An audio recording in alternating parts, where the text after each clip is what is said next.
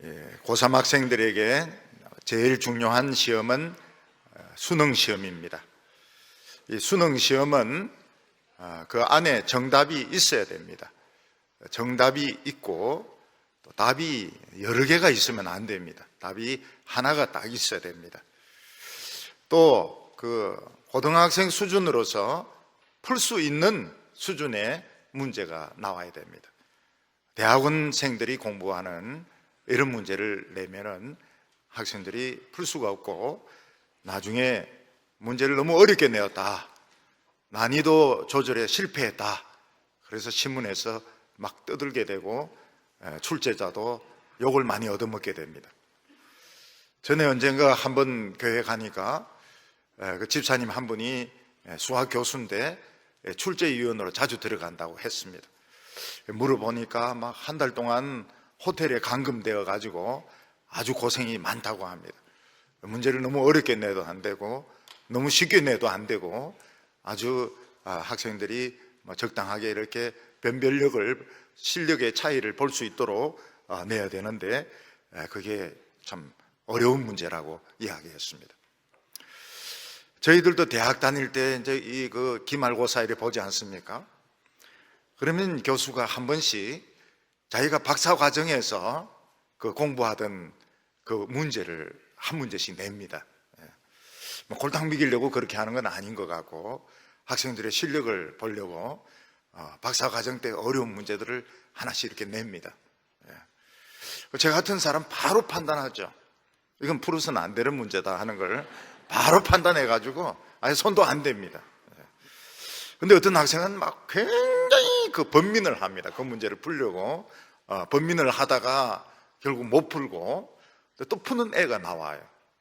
그런 아이들은 되게 미친 학생들이죠. 꼭 푸는 학생들이 나옵니다. 아이들이 굉장히 똑똑한 학생들이 있는데 이런 학생들은 교수가 박사 과정에서 하던 문제를 풀어요. 참 이상한 그런 학생들이 있습니다. 우리가 이 한 해를 살아가는 것은 하나님이 주신 시험을 푸는 것과 같습니다. 우리는 아무것도 없는 가운데서 지금 한 해를 시작하고 있습니다. 학생들은 수능을 보기 위해서 일단 교과서나 참고서를 구입하는 것부터 하고 또 학원을 알아보고 학원을 등록해가지고 아마 벌써 다니고 있을 겁니다. 그래서 실력을 쌓아가지고 수능에서 높은 점수를 얻으려고 할 것입니다. 운동선수들 같은 경우에는 동계훈련을 합니다. 결국 운동선수들이 실력이 있어야 되지만 결국은 체력입니다. 중반기나 하반기부터 체력이 떨어지게 되면 부상을 입게 되고 또 성적이 나빠지게 되고 그러면 결국 탈락을 하게 됩니다. 그래서 이 동계훈련이 굉장히 중요합니다. 동계훈련을 잘 받아야지 몸이 유연하게 되고 근육이 생기게 되고 부상을 안 입고 끝에 가면은 정신을 못 차리거든. 경기가 너무 많아가지고 결국 거기서 다치거나 체력이 떨어져가지고 결국 청중들, 관중들로부터 욕을 얻어먹게 되고 나쁜 성적을 거두게 되는 것입니다. 근데 우리 크리스찬들이 이 세상을 살아가면서 이렇게 보면 무엇을 준비해야 될지도 잘 모르겠고 또 정답이 없습니다. 우리가 올해 한 해 목표가 돈을 많이 버는 것이다, 돈을 많이 버는 것이다, 또는 성진하는 것이다, 뭐 이런 목표를 세울 수도 있겠지만 그게 우리 신앙에 과연 답이 될 수 있는가? 또 올해 한 해 동안 한 번도 성질을 안 낸다. 근데 벌써 이번 주에 성질을 벌써 부리기도 하고 남을 물기도 하고 그리고 남을 때리기도 하고 벌써 성질 나와버렸어요. 그러니까 이게 답이 없는 것입니다. 우리가 지금 한 해 동안 살아가야 될 이런 문제가 우리가 배운 범위 내에서 나오는 것도 아니고 정답이 있는 것도 아니고 그래서 우리는 지금 아무 대비 없이 지금 1년을 시작하고 있습니다. 그럴 때 사람들은 뭐라고 말하는가 하면 이런 문제는 정답이 없다 또는 노답이다 그런 말을 합니다. 답이 없는 문제라는 것입니다. 우리나라에서 정치하는 사람들 보면은 지금 답이 없는 문제를 지금 풀려고 하고 있습니다. 기업하는 사람들도 노답입니다. 노답입니다. 답이 없어요. 기껏하면 베트남으로 공장 옮긴 정도로 생각할 정도로. 과연 답이 없는 문제를 풀 사람이 있을까요? 정답이 없는 문제를 풀 사람이 있을까요? 욥은 그 사람을 찾았습니다. 그 사람은 점장이가 아닙니다. 도가 통한 사람이 아닙니다. 공중 부양할 수 있는, 공중에 이렇게 해서 뜰 수 있는 이런 도사가 아니었습니다. 아주 참 알기 어려운 그 정답이 없는 문제를 풀 수 있는 분을 찾게 되었습니다. 그래서 욥이 재산 잃어버리고 자식 잃어버리고 몸에 병생이고 이러면서 노답을 정답으로 만드는 겁니다. 그게 뭔가 하면 어떤 문제든지 풀 수 있는 그 중보자, 그 사람을 찾게 된 것입니다. 그게 오늘 여기 핵심입니다. 그렇지 않고 다른 위로나 다른 계획들은 다 정답이 없는 이야기들밖에 안 된다고 말하고 있습니다. 오늘 여기 첫 번째로 일반인들이 당하는 이런 사고를 우리가 좀 생각을 해볼 필요가 있습니다. 우리가 이 세상 살면서 사고를 당할 때에 미리 사고를 당할 줄 아는 사람은 없습니다. 그냥 하찮은 순간에 교통사고를 당하게 되고 높은 데서 떨어지게 되고 이러는데 한번 사고가 나고 나면 이걸 돌이킬 수가 없습니다. 그래서 후회를 해도 소용이 없습니다. 할 수 있는 것이 뭔가 하면 그 교통사고 난 사람, 다친 사람 빨리 병원으로 옮겨가지고 죽지 않도록 하는 것밖에 없지 사고 나지 않은 상태로 돌릴 수가 없습니다. 그 사고가 나고 난 뒤에 막 사람들이 우 와가지고 왜 그런 식으로 운전을 했냐고, 왜 위험한 곳으로 갔느냐고 이렇게 따져봐야 더 괴롭게 하는 위로밖에 안 되는 것입니다. 사람이 만약 시간을 돌이킬 수만 있다면, 사고가 나기 전으로 시계를 돌릴 수만 있다면 우리는 절대로 그 길로 안 갈 것이고 아예 집에서 나가지를 않을 것입니다. 근데 사람들은 미래를 모르기 때문에 그냥 마음 놓고 막 운전을 하다가 하찮은 순간에 이 브레이크를 늦게 잡아가지고 자동차 사고가 난다든지 높은 데서 떨어진다든지 이렇게 하는데 한번 엎질러진 물은 도로 주워 담을 수가 없는 것입니다. 이 점에 있어서 하나님의 백성과 안 믿는 사람 많은 차이가 있습니다. 안 믿는 사람은 운이 나빠서 그렇다, 참 오늘 재수가 나빠서 그렇다 이렇게 생각을 하고 안 죽은 것으로, 크게 안 다친 것으로 다행스럽게 생각합니다. 근데 하나님의 백성들은 사실 하나님이 굉장히 정교하게 인도하시고 보호하시면 전사를 보내가지고 그 한 걸음 한 걸음을 아주 정교하게 인도하시는데 그럼에도 불구하고 사고가 났다는 겁니다. 이거는 좀 심각한 것입니다. 마치 그 전자 시스템으로 자율 운전하는 자동차처럼 앞에 차가 서면 서고 또 앞에 차가 달리면 달리고, 요즘 무인 운전 자동차가 있지 않습니까? 그런데 이게 탈선을 하면 경보음을 울리고, 요즘 자동차들은 다 그렇게 되어 있습니다.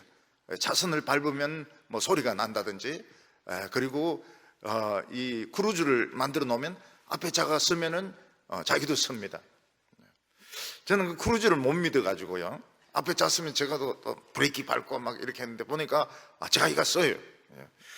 요즘은 이제 전 자동으로 돼가지고 앞에 차가 서면 자기도 서고 이러는데 앞에 화물차를 인식을 못해서 박았다.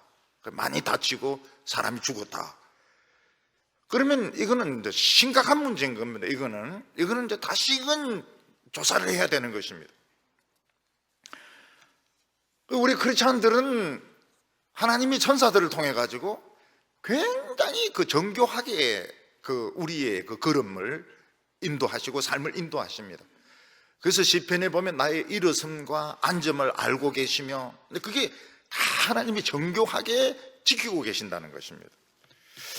안 믿는 사람들은 막 졸음운전도 하고 난폭운전도 하고 음주운전도 한다면, 우리 하나님의 백성들은 그 천사들을 통해 가지고 전자동 시스템으로 굉장히 그 정교하게 인도하시거든요. 그런데 사고를 당했다는 거예요. 그럼 이거는 이제 참 심각한 문제인 겁니다. 이 시스템에 암이 생겼다는 것입니다. 또 사업에 실패하게 되었다는 것입니다. 그때 이제 우리 크리스찬들이 딜레마에 빠지게 되는 겁니다. 하나님이 하시는 게 이해가 안 되는 거예요. 이 시스템에 무슨 문제가 있는 것이 아닌가, 내 신앙은 어떻게 된 것이며 하나님 나의 앉고 일어섬을 지켜주시는 것은 어떻게 되었는가, 이제 여기에 대해서 의문이 생기게 되는 것입니다. 그래서 욥은 친구들의 말에 대해서 이렇게 대답을 하고 있습니다. 16장 1절과 2절을 보면 욥이 대답하여 이르되 이런 말은 내가 많이 들었나니 너희는 다 재난을 주는 위로자들이구나. 욥이 이런 말을 많이 들었다고 하는 것은 이제 사고가 터지고 난 뒤에 친구들이나 친척들이 막 찾아와 가지고 왜 그렇게 운전을 했어? 왜 그렇게 양떼나 소떼를 그렇게 들판에 두는 거야? 왜 애들을 한 집에서 그래 식사하게 하는 거야? 그러니까 한꺼번에 죽지. 식사를 해도 다 따로따로 혼밥, 혼술도 있나요? 그렇게 했으면 하나만 죽었을 텐데 왜 다 같이 모여가지고 한꺼번에 죽느냐고. 그래서 우리 성도들은 같이 밥 안 먹는 게 좋은가? 또 한꺼번에.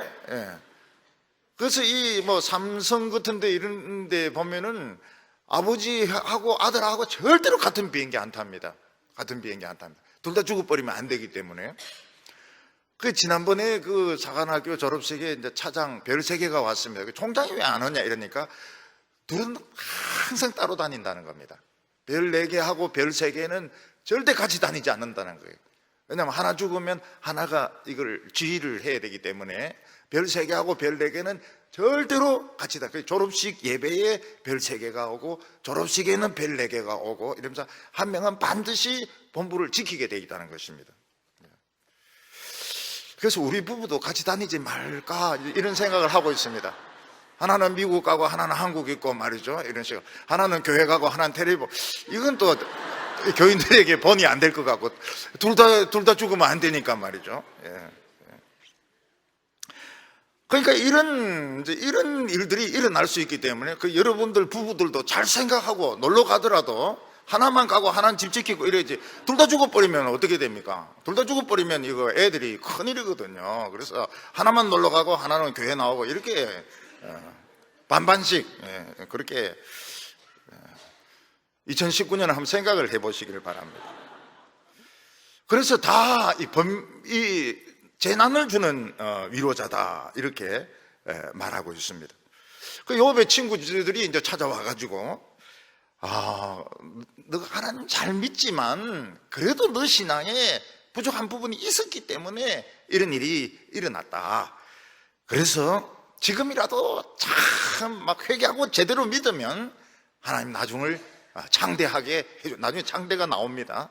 나중에 창대하게 해줄 거다. 이렇게 이야기를 하는데 욥은 너희들은 일 다 끝나고 난 뒤에 물 쏟아지고 난 뒤에 위로해주는, 재난을 주는 위로자다 이러는데 옛날 번역이 참 좋아요. 번뇌케 하는 위로자다. 옛날 번역이 이런 부분에는 다 나쁜 건 아닙니다. 새 번역이 다 나쁜 건 아니에요. 좋은 부분도 굉장히 많은데 참 이 한국 사람의 정서에 잘 맞아요. 그러니까 일 다 터지고 난 뒤에 몰려와가지고 왜 암 걸렸어? 왜 암 걸렸냐고? 왜 삼겹살 그냥 그렇게 먹고 말이지. 그리고 왜 암 걸렸냐고. 왜 뇌졸중 왔냐고. 이래 봐야 무슨 소용이 있냐고요. 일 터지고 난 뒤에 어떻게 하든 살리려고 애를 쓰고 수습을 하도록 그냥 침묵을 지켜주고 이러는 게 오히려 더 위로가 된다는 것입니다. 근데 욥은 그 친구들하고 수준이 좀 달라요. 욥은 하나님이 우리의 삶을 굉장히 정교하게 인도하신다는 것을 경험도 했고 또 그걸 이제 믿고 있는데 왜 이렇게 됐는가? 거기에 답이 없어요. 욥의 머리로는 도저히 이 답이 안 나오니까 왜 이 자율 자동차, 완벽한 자동차, 그 위성하고 이 통신을 해가지고 정교하게 되도록 되어 있는 이 자동차가 왜 이 사고가 났느냐? 중국 우주선은 어디 달 뒤에 가서 막 돌아다니고 있는데 왜 이거는 이 지구에서 사고가 났느냐? 자기 머리로는 이해가 안 되는 겁니다.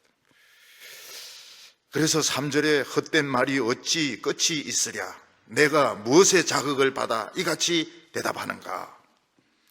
욥은 친구들에게 하는 말이 엎질러진 물에 대놓고 왜 물 쏟았냐 이래 해봐야 도움이 안 된다는 것입니다. 근데 그런 이야기를 계속 하는 거예요. 욥은 지금 하나님의 그 음성을 듣고 싶은데 우리 성도들이 어려운 일 당해도요 하나님의 그 말씀 들으면 딱 수습을 합니다. 가족이 돌아가시고 이렇게 해도 하나님의 말씀을 딱 들으면 수습이 됩니다.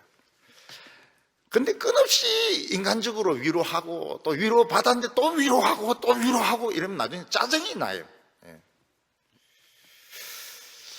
사실은 우리는 하나님의 말씀만이 위로가 될 때가 많습니다.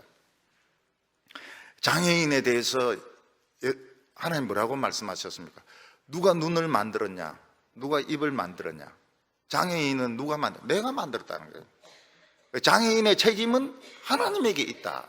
그러니까 해결이 돼버리는 겁니다. 내 팔자가 나쁜 것도 아니고 부모님이 무슨 잘못한 것도 아니고 하나님이 장애인이 되게 했다는 거예요. 하나님이 장애인이 되게 하나님은 책임이라는 겁니다. 왜 죽었습니까? 내가 불러갔다는 거예요. 내가 하나님이 불러갔다는 거예요. 그러니까 이게 우리가 왈가왈부 할 필요가 없습니다. 하나님 부르면 가야죠. 왜 젊은 사람 부릅니까? 그걸 우리가 어떻게 합니까? 하나님 부르면 그냥 가야죠.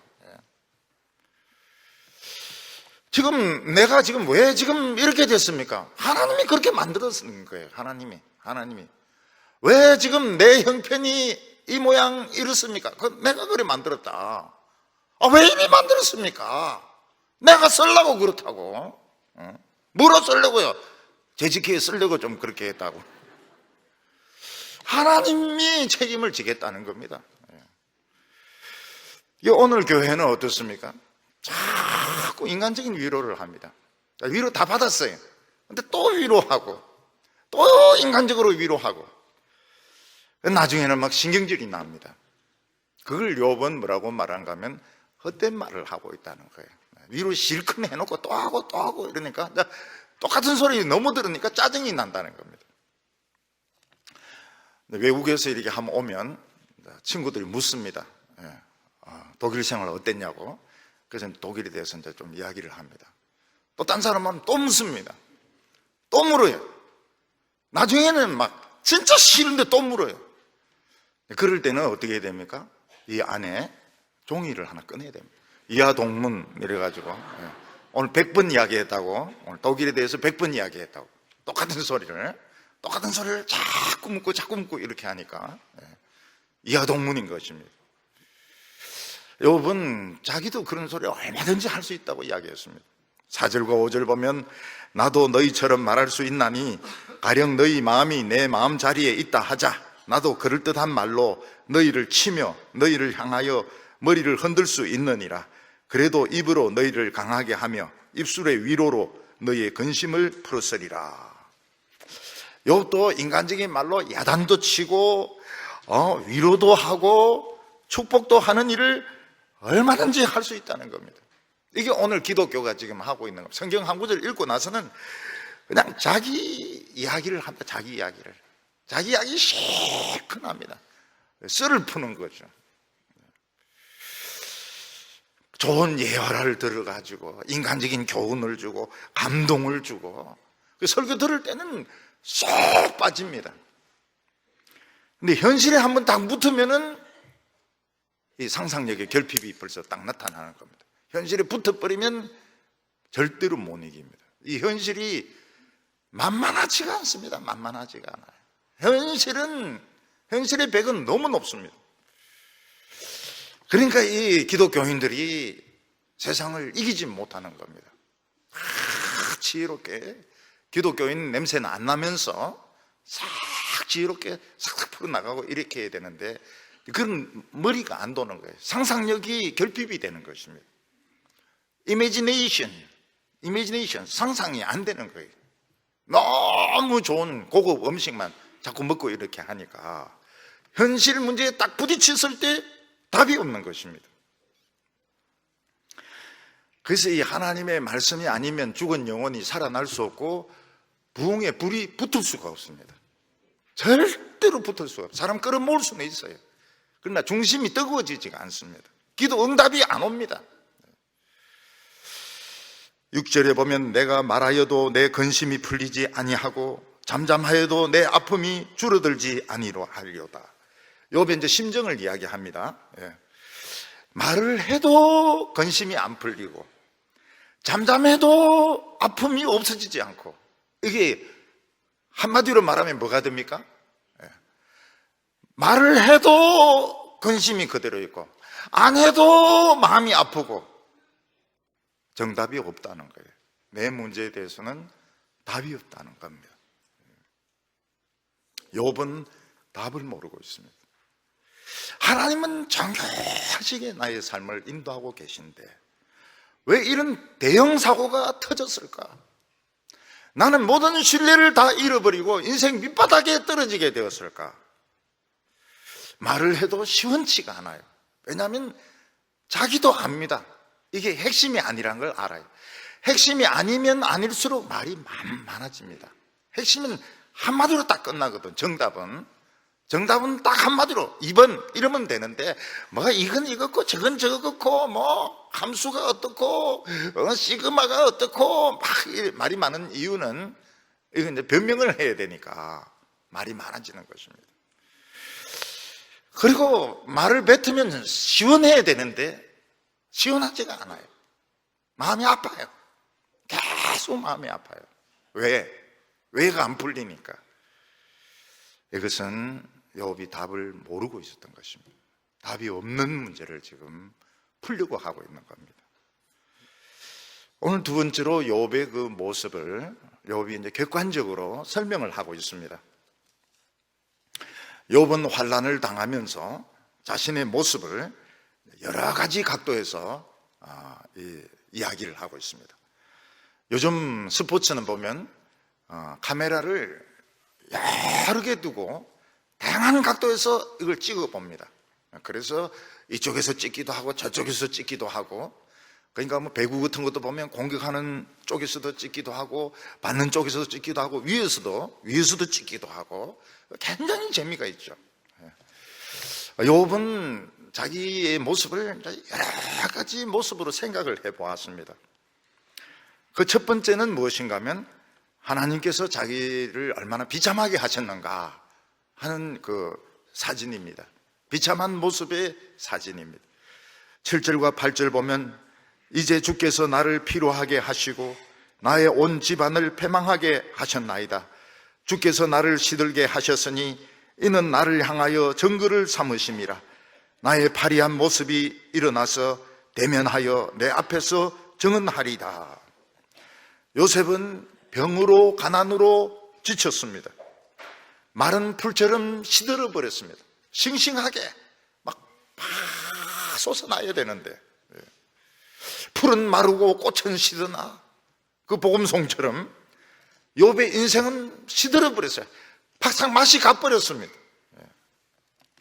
하나님은 마치 욥을 통해서 이게 인생이다 하는 걸 보여주는 것 같은 그런 느낌이 드는 것입니다. 아무리 똑똑하고 잘나도 죽을 때는 어떻습니까? 바짝 말라가지고 죽습니다. 결국 인간은 이게 모습이다. 이게 인간이다. 이걸 보여주려고 자기를 그렇게 만든 것 같아요. 병으로 오래 고생하다가 돌아가시는 분들 보면 다 비슷합니다. 바짝 말라가지고요. 그리고 물만 조금 얻는데 물도 못 마시고 입술을 축이면서 막 뼈와 가죽만 남아가지고 굉장히 힘들어하세요. 그 하나님은 이게 인간이다 이걸 보여주시는 것 같은 겁니다. 저는 그 돌아가시는 분들 보면 그 생각을 합니다. 언젠가 나도 저렇게 되겠구나, 저렇게 죽겠구나, 그런 생각을 많이 해요. 뼈와 가죽만 남아가지고 할딱할딱 하면서 아유, 그걸 이제 생각을 하면 참 어떻게 고전에 죽을 수는 없나. 그래가지고 하나님을 이제 대면하는 겁니다. 바짝 말라가지고 하나님을 이제 대면하는데 언젠가는 저렇게 다 안 되겠나, 내가 저렇게 안 되겠나, 그때 무슨 생각이 들겠나. 요즘 우리나라 김모 교수는 참 복을 받아가지고 100살이 넘어가지고 방송에도 나오고 막 책도 쓰고 인기도 높다고 그래요. 뭐 살도 해골도 아니고 말이죠. 그는 뭐 특별히 은혜를 받은 것 같아요. 100살 넘어가지고도 뭐 강의도 하고 말이죠. 애인도 있다고 그래요. 그 누가 몇 살이냐 물으면 98이라 한다고 그래요. 거짓말 합니다. 절대로 진실하지 않습니다. 왜냐하면 100살 하면 전부 깜짝 놀라기 때문에. 자기가 100살이라는 걸 알려준 순간 애인 3명이 없어졌다고 이야기합니다. 그래서 98이라고 이렇게 이야기하든지 나이를 말 안 하든지. 우리 여성들은 절대로 나이 이야기하지 마시기 바랍니다. 무슨 일이 있어도 나이 이야기하지 마시기 바랍니다. 그럼 막 물으면은 끝까지 물으면 20살 이렇게. 근데 인간의 그 마지막은 다 똑같아요. 뭐 미스 코리아든지 미스 구리무르든지 뭐 헬스를 했든지 무슨 뭐 운동선수였든지 끝에 이제 죽을 때는 다 똑같습니다. 해골 바가지들입니다. 해골 바가지. 그래서 이제 침상에 누워가지고 이제 그러다가 결국 이제 죽는 거거든요. 근데 그걸 하나님이 보여주시려고 하는 것 같다. 이게 인생이다. 욥이 그렇게 똑똑하고 그렇게 의인이고 그렇게 부자지만 결국 이게 인간이다. 이걸 보여주는 것 같은 느낌이 들었다는 것입니다. 그래서 시간이 있을 때에 죽음을 좀 준비를 해야 됩니다. 우리 참 청년들 보면 참 이쁘죠. 특히 10대에 볼이 탱탱하고 어린이들은 막 터져 나옵니다. 터져 나와요. 찬양을 할 때 보면 막 출렁출렁거립니다. 저도 그랬습니다. 저도 어릴 때 막 볼태기가 막.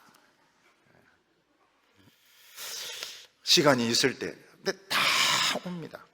한 사람도 예외 없이 마지막 순간이 옵니다. 그래서 저는 죽음을 이제 계속 준비를 하고 있습니다. 계속 준비를 하고 있습니다. 뭐 어차피 죽을 거니까 없앨 건 이제 미리 이제 없애버리고, 어차피 다 가져갈 거니까 없앨 거 없애버리고 딱 준비를 하고 있습니다.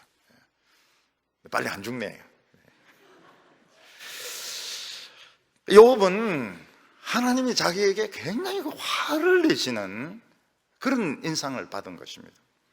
9절에 그는 진노하사 나를 찢고 적대시 하시며 나를 향하여 이를 갈고 원수가 되어 날카로운 눈초리로 나를 보시고. 욥은 평소에 자기가 참 하나님 잘 믿는다고 생각했습니다. 근데 한번 환난을 당하고 보니까 자기와 하나님과의 관계가 엉망인 거예요. 사람들이 욥을 칭찬을 많이 합니다. 욥이 참 훌륭하다고 칭찬 많이 하고 자기는 그게 자기 모습이라고 생각했는데 병든 뒤에 보니까 하나님도 자기를 막 노려보시고 치시고 째려보시고 이를 가시고 막 원수같이 대하는 느낌이 들었던 것입니다. 하나님하고 나 사이에 문제가 참 많았구나. 프라블럼, 문제가 굉장히 많았구나. 그리고 욥이 딴 사람이 자기를 어떻게 생각하는지 알게 되었습니다. 그전에는 사람들이 욥을 보면 웃습니다. 인사를 합니다. 참 존경을 했습니다. 그게 진짜 모습인 줄 알았는데 실제로는 보면 시기하고 있었고 못되기를 바라고 있었고 욥이 너무 잘 행치한다고 생각을 하고 있었던 것입니다. 그래서 10절에 보면 무리가 나를 향하여 입을 크게 벌리며 나를 모욕하여 뺨을 치며 함께 모여 나를 대적하는구나. 사람들은 그냥 앞에서는 인사하고 참 웃고 이러니까 참 나를 존경하는 줄 알았는데 어느 날 딱 내가 없는 줄 알고 하는데 보니까 막 이름을 이야기하는 겁니다. 이름을. 어떤 때는 그 사람 이름을 이야기하거든. 어떤 때는 그 새끼 이렇게 하기도 하면서 그러면서 욕을 막 퍼부을 때 굉장히 놀랍니다. 쇼크를 받습니다. 사람이 나를 이런 식으로 볼 수 있구나. 눈앞에서는 뭐 장모님 이러지만 없는 데서는 그놈 그 자식 그리고 아주 그 싸가지 없는 놈 이러더라는 거예요. 이게 욥이 한번 망하고 나니까 막 눈앞에서도 그렇게 이야기하고 뭐 뺨을 치려고 그러고 이러는데 사람들이 나를 평소에 이렇게 생각하고 있었구나. 그걸 생각을 하게 된 것입니다.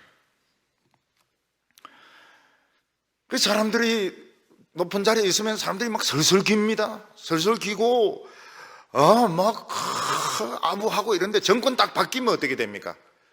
그냥 감옥에 집어넣습니다. 감옥에 집어넣고 검찰이 열 몇 시간씩 어떤 데는 막 며칠씩 그 조사를 합니다. 그때는 뭐 설설 기고 이런 게 어디 있습니까? 이 새끼 아니면 저 새끼죠. 전부 욕을 퍼붓고 말이에요. 그러니까 자살을 해버리는 겁니다. 너무 성질이 나니까요. 그때 되게 안 죽는 사람들이 해병대라 그래요. 해병대. 육군은 빨리 죽고 말이죠. 해병대는 워낙 그 소리를 많이 들어가지고 참 훈련 받을 때부터 그러니까 해병대는 잘 견딘다. 감옥에서도 뛰면서 말이죠. 살아남는다고 그래요. 인간 대접을 못 받으니까 막 속이 막 부글부글 끓여가지고 자살을 해버리는 겁니다. 욥은 불행이 검투사같이 자기에게 찾아온다고 이야기했습니다. 11절과 12절 보니까 하나님이 나를 악인에게 넘기시며 행악자의 손에 던지셨구나. 내가 평안하더니 그가 나를 꺾으시며 내 목을 잡아 나를 부서뜨리시며 나를 세워 간역을 삼으시고. 하나님은 욥을 최고로 악질적인 사람에게 던진데 그 악질이 누굽니까? 운명이었습니다. 로마 시대 때 검투사가 있었습니다. 또 불법으로 이루어지는 격투기가 있었습니다. 거기 보면 어떻게 합니까? 그를 꺾습니다. 허리를 꺾고 목을 부수고 그리고 몸을 가누지도 못한 데 세워놓고 막 창을 던지고 화살을 쏘고 막 이렇게 합니다. 또 덤벼들어서 패대기 치고 또 패대기 칩니다.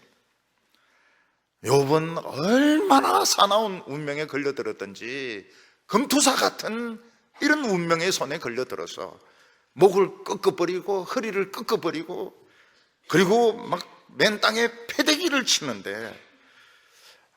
막 세워놓고 화살을 막 쏘고 있다고 말하고 있습니다.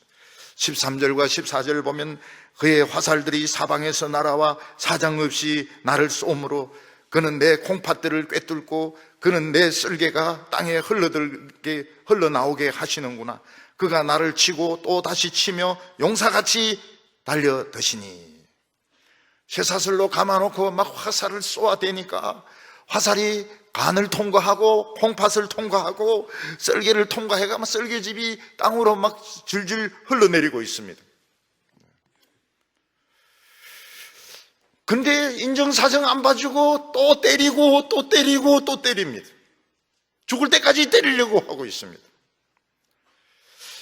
이 마키아벨리는 운명의 신을 여성으로 표현을 하고 있습니다. 서양에서는 운명의 신은 여자다. 그래서 아주 변덕스럽고 아주 사나운 그런 여성으로 비유하고 있습니다. 물론 손톱이 길죠. 손톱이 길고 운명의 여신에게 걸려들면 인정사정 보지 않고 막 앙칼지게 덤벼드는 것으로 그렇게 서양에서는 표현하고, 마키아벨리도 운명의 여신을 여성으로 표현을 합니다. 그런데 요업에게 있어서 운명은 검투사였습니다.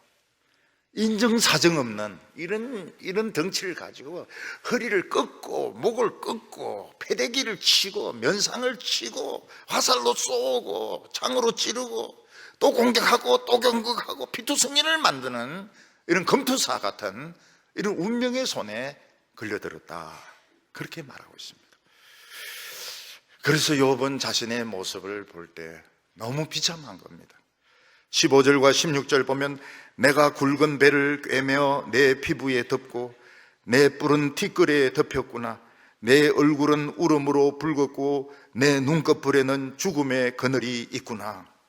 너무 두들겨 맞아가지고 눈을 뜰 수가 없습니다. 눈이 부어가지고 울어서 빨갛기도 하지만 너무 얻어터져가지고 눈을 제대로 뜰 수도 없습니다. 피부는 다 찢어져서 그냥 베옷을 발라놓은 것 같습니다. 피부는 너들너들해지게 되었습니다.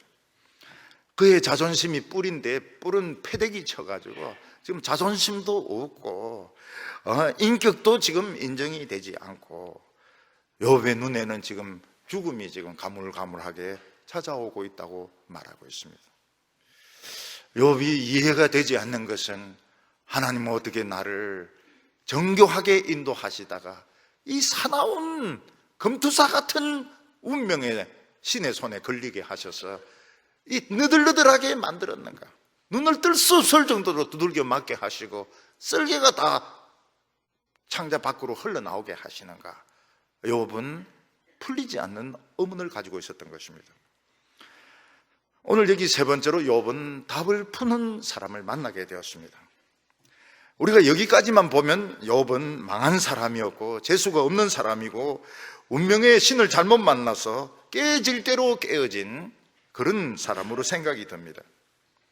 그런데 욥은 이런 환난과 시련 가운데서 놀라운 한 분을 발견하게 되었습니다. 그건 무엇인가 하면 욥의 어려움을 밝혀주실 분이시고 어떤 문제도 다 풀 수 있는, 답이 없는데도 답을 풀 수 있는 그런 천재적인 그 분을 만나게 된 것입니다. 그래서 욥이 이렇게 고백을 하고 있습니다. 19절에 지금 나의 정인이 하늘에 계시며 나의 중보자가 높은 데에 계시느니라. 욥이 모든 것을 다 잃어버린 대가가 무엇입니까? 바로 이 중보자 하나님과 욥 사이에서 욥은 어렵습니다. 그건 하나님이 알고 계십니다. 하나님이 그렇게 만드셨습니다. 욥은 죄가 없습니다. 욥의 모든 어려운 문제는 내가 다 해결해 지겠습니다. 책임지겠습니다. 그런 정인 중보자를 찾게 된 것입니다. 재산 다 잃어버리고 자식들 잃어버리고 자식들 죽고 그리고 몸에 병 생기고 발견한 것이 뭔가 하면 나의 중보자를 찾게 된 것입니다. 예수님께서 부자 청년에게 뭐라고 말씀하셨습니까? 내 가진 것을 다 팔아서 가난한 자에게 주고 너는 나를 쫓아라, 그렇게 말씀하셨습니다. 그렇게 말씀하신 이유가 무엇입니까? 예수님이 그만큼 가치가 있기 때문입니다. 재산을 다 팔아서 알거지가 되어서라도 예수님은 만날 가치가 있는 분이었던 것입니다. 그래서 예수님은 뭐라고 말씀하셨습니까? 누구든지 나를 따라오려거든 자기를 부인하고 자기 십자가를 지고 나를 쫓을지니라. 자기를 부인하고 내 생각에 어쩌고 저쩌고 이러면 이건 부인이 안 된 겁니다. 내 생각은 없는 겁니다. 자기 부모나 자식이나 딸이나, 딸을 왜 강조합니까? 딸이 있거든요. 어렵습니다. 딸 부인하기가 얼마나 어려운지 몰라요. 아들 같으면 막 주 팼을 건데, 너무 쉽게 어디 내보고 미국 오라 그러노, 막 팼을 건데, 딸은 패면 큰일 납니다. 아들 같으면 막 발로 찼을 건데, 부인하기가 얼마나 어려운지. 뭐 입으로 뭐 모든 것을 부인하며 실제로 부딪혀 보면은 참 어렵습니다. 정말 어렵습니다. 하나님의 아들, 비밀 중에 비밀, 미스테리, 무스테리온 헬라 말이고 미스테리는 영어입니다. 우리 할머니들은 그냥 영어와 헬라어를 자유자재로 썼어요. 그래서 이야기하면서 이거는 무스테리온이야, 이런 비밀이고, 미스테리야, 이것도 비밀이고, 히미츠, 이건 일본 말이고, 이게 뭡니까? 이건 비밀이라고. 무스테리온, 무스탕? 비슷합니다. 무스탕 옷 이거 얼마짜리입니까? 그거하고 비슷해요. 비밀입니다. 우리가 진짜 그리스도를 만나는 게 뭐 교회 왔다 갔다 하고 집사나 되고 장로나 되고 권사나 되고 택도 없는 소리입니다. 그래서 제 이름에 택이 있지 않습니까? 모든 거 다 잃어버리고, 학벌 잃어버리고, 명성 잃어버리고, 자기 모든 것 다 깨지고, 그리고 중보자를 만나는 것입니다. 여러분, 대통령 바보예요. 진짜 제대로 된 참모를 만나려고 그러면요, 진짜 온 데를 다 찾아야 됩니다. 제갈공명 같은. 우리 교회는 제갈공명은 없습니다. 제갈영륜이라고 우리 미화하는 집사님은 계신데 제갈공명 후손이라고 그래요. 여러분, 이런 제갈공명 같은 이런 천재를 모사로, 카운셀러로, 상고초려 정도로 안 되죠. 3번 초가집 가는 거로 안 되죠. 머리 좋은 사람, 머리 좋은 사람 아웅산에 가서 다 죽어버리고 말이죠. 진짜 머리 좋은 사람 있거든요. 있어요. 한국에도 정말 머리 좋은 사람이 있거든요. 원자력 이런 거, 우리 대우조선, 조선 세계 1위 아닙니까? 세계 1위. 그건 다 망했지만은 우리 조선 세계 1위 아닙니까? 전자 세계 1위 아닙니까? 자동차도 1위가 될 수 있을 뻔 했는데, 지금 이제 중국이 막 따라오고 있습니다. 중국 자동차 막 따라오고. 중국에 가보면은, 독일 자동차, 중국 상하이하고 다 합작해가지고, 그리고 막 돌아다닙니다. 정말 머리 좋은 사람. 이런 사람을 이제 구해가지고, 이런 사람을 딱 구해놓으면은, 여러분, 이 피아노나 바이올린이나 이것도 정말 잘하는 사람 만나려면 그 스승으로 삼으려 그러면 막 찾아가야 됩니다. 찾아가야 돼요. 그분을 만난 거예요. 모든 거 다 잃어버리고, 자식들이 한꺼번에 죽었다지만 그들에게도 다 하나님의 뜻이 있거든요. 하나님의 뜻이 다 있습니다. 왜 한 집에서 밥 먹었냐, 그런 소리 해봐야 소용이 없습니다.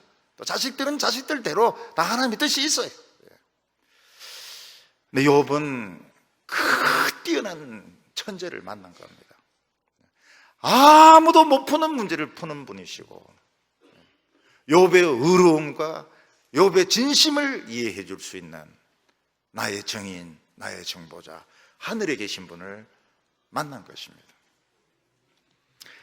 모세 같은 경우에는 떨기나무에서 하나님의 사자를 만나기까지 어떻습니까? 그 모세의 바로의 양자의 신분을 버리고 40년을 미디안 광야에서 방황을 합니다. 40년. 80세가 되었을 때, 그때 나의 중보자, 나의 정인을 떨기나무에서 만나는 것입니다. 우리가 예수 믿는 것을 쉽다고 생각한다면 진짜 그 사람은 예수 모르는 사람입니다. 예수 믿기 위해서 재산도 버리고, 명예도 버리고, 학벌도 버리고, 그 병까지 걸려가지고 참 손가락질 당하고, 그러다가 이 중보자, 이 천재 중에 천재, 못 푸는 것이 없는 천재를 만나게 되는 것입니다. 욥은 그때서야 인생의 답을 찾게 되었습니다. 하나님은 욥으로 모든 것을 다 잃어버리게 하고 난 뒤에 저 높은 하늘에 계신 또 다른 하나님, 나의 정인, 나의 중보자, 내 삶의 정인이 되시는, 내 모든 삶을 책임을 지시는, 나를 이 모양 이 꼴로 만드신 그분을 만나게 된 것입니다. 그분은 내가 언제 방황했으며, 내가 언제 무슨 짓을 했으며, 내가 언제 은혜 받았는지 다 알고 계십니다. 하나님 앞에서 무슨 말씀을 하십니까? 나의 좋은 점만 이야기하십니다. 이 정의는 내 삶에 있어서 내가 생각하지도 못했던 장점, 내가 생각하지도 못했던 좋은 점만 하나님 앞에 이야기하십니다. 그리고 천사들 앞에도 이 사람은 믿을 수 있는 사람이라고, 이 사람은 믿어줘야 된다고. 그리고 내 모든 소원들이 있을 때 다 설명을 해줍니다, 하나님 앞에서. 그리고 꼭 해결해 달라고. 하나님, 이 사람의 문제를 꼭 해결해 주셔야 된다고. 이 중보자, 이게 답인 겁니다. 그러면 교인들이 이제 17장부터는 안 하느냐 이래 의심하는 분도 계신데, 근데 다 풀렸으니까 또 어찌 될지 모르죠. 나의 중보자, 나의 중보자, 나의 한을 풀어주시는 분, 내 속에 있는 엉어리를 풀어주시는 분. 여성들의 그 한, 여성들의 그 엉어리, 그 한풀이하고 막 구단다고 해서 풀리는 게 아닙니다. 남성들에게도 아픔이 있습니다. 아쉬움이 있습니다. 공부를 못한 아쉬움이 있습니다. 또 세상에 어떤 그 성공에 대한 아쉬움이 있습니다. 근데 이거를 다 풀어주는 거예요. 뭐라고 말씀하십니까? 내가 했다. 내가. 너 일 잘 안 풀렸지? 그 내가 뒤에서 다 조종한 거야. 응? 검투사 만났지? 내가 다 시킨 거야. 검투사인데 주 패라고. 안 죽을 만큼 저 패라고 내가 다 시켜놓은 거야. 왜 그런 말을 시킵니까? 네가 하도 뺀질뺀질하니까 그렇지. 욥이 환난당한 뒤에 한 것은 기도밖에 없었습니다. 근데 그때 기도가 참 깨끗한 기도고 진실한 기도란 걸 알게 되었습니다. 17절에 그러나 내 손에 포악이 없고 나의 기도는 정결하니라. 환난당하면 어떻습니까? 평소에 기도 안 하던 분들이 기도를 엄청나게 합니다. 그러면서 뭐라고 말합니까? 한평생 안 하던 기도를 다 했다고 그럽니다. 왜냐하면 아프니까 할 게 기도밖에 없어요. 그래서 기도만 시커내는 겁니다.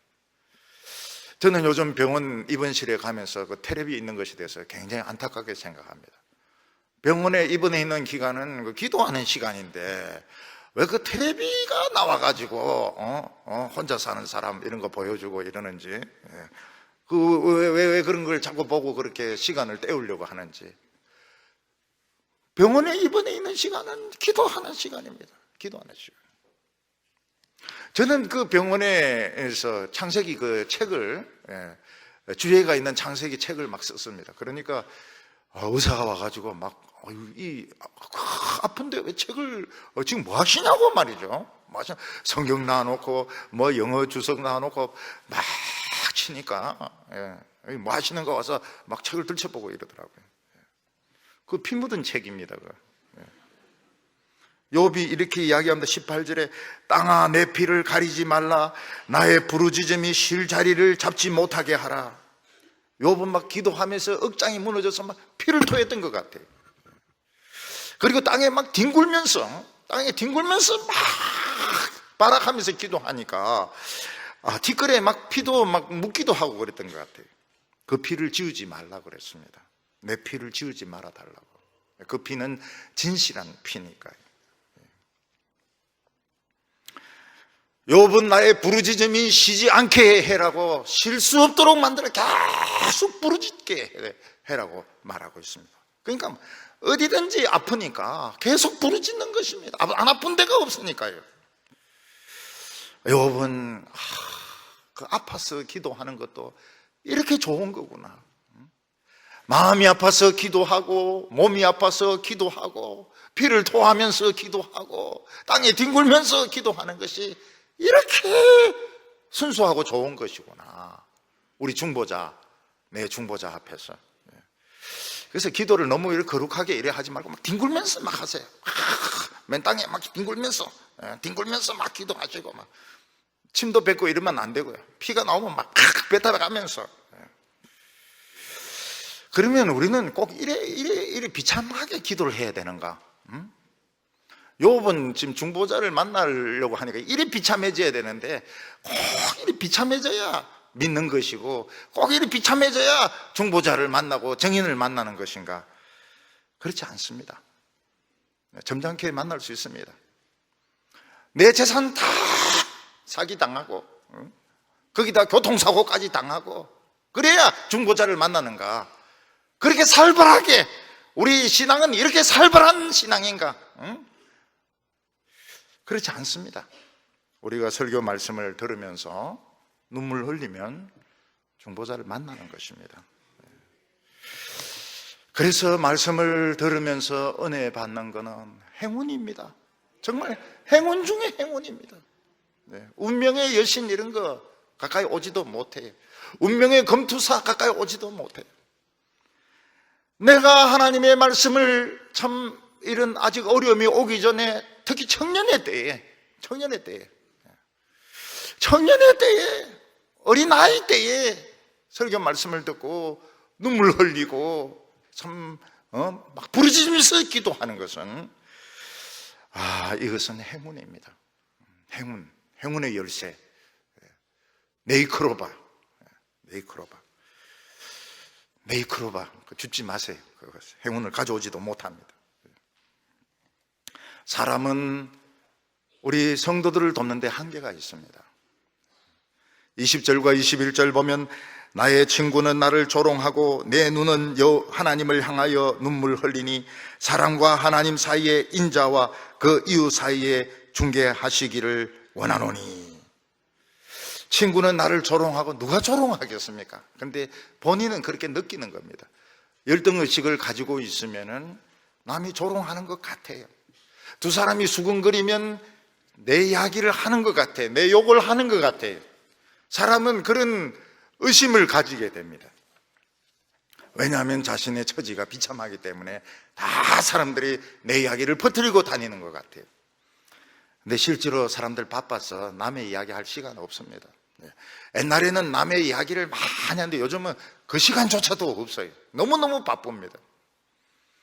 욥이 하나님과 나 사이에 인자가 있다고 말하고 있습니다. 나의 중보자, 나의 정인, 하나님의 아들, 내 인생에 못 풀 문제가 없는 인자가 하나님과 나 사이에 있다고 말씀하고 있습니다. 우리 성도님들 아직 안 풀린 문제가 있습니까? 우리 나이 드신 할머니들, 또 우리 권사님들, 은퇴 권사님들, 명예 권사님들, 아직 안 풀린 문제가 있습니까? 예수님은 다 풉니다. 모든 문제를 다 풀어서 정답 없는 것도 다 푸시는 분이십니다. 올해 이 중보자를 앞세우고 한 걸음 뒤에 가면 성공합니다. 지금까지 내가 앞장서서 갔다면 두들겨 맞습니다. 검투사를 만나는 겁니다. 한 걸음 뒤에서 주님을 앞세우고 우리는 한 걸음 뒤에서 한 스텝 늦게 따라가면 올해 모든 문제를 다 풀 수 있을 줄로 믿습니다. 거룩하신 하나님 아버지, 우리의 정인을 만나게 하여 주시니 감사합니다. 우리의 카운셀러, 우리의 인도자, 우리 영혼의 책임자, 천재 중에 천재요, 못 푸는 문제가 없는 우리 예수님 나사렛 예수를 우리의 주님으로 고백을 드립니다. 주님이시여, 올해 저희들에게 희망을 주시옵소서. 올해 저희들에게 자신감을 주시옵소서. 우리 중보자를 앞세우고 걸어가게 하여 주시옵소서. 전쟁의 영, 음란의 영, 동성의 영, 자살의 영, 다 정신병의 영들 다 없어지게 하여 주시고, 하나님 아버지 우리 교인들 전부 당당하게 하여 주시옵소서. 우리 멋진 모습을 가지고 하루하루 살아가게 하여 주시옵시고, 올해 우리 교회가 배가 되기를 원합니다. 주일학교 배가 되고, 중고등부 배가 되고, 청년회 배가 되고, 예배에도 많은 성도님들 오시고, 금요기도에도 배가 되기를 원합니다. 북한의 핵무기 녹이게 하여 주시옵시고, 우리나라 정치가 혼란에서 벗어나게 하여 주시고, 우리나라가 다시 한번 전 세계에서 칭찬받는 축복의 나라가 되게 하여 주시옵소서. 하나님 아버지 우리 성도들의 마음속에 있는 엉어리를 풀어주시고 아픔을 풀어주시고 모두 하나님이 다 책임지실 줄로 믿습니다. 아무도 사람 눈치 보지 말게 하여 주시고 아름답게 멋있게 살아가게 하여 주시옵소서. 예수님의 이름으로 기도하옵나이다.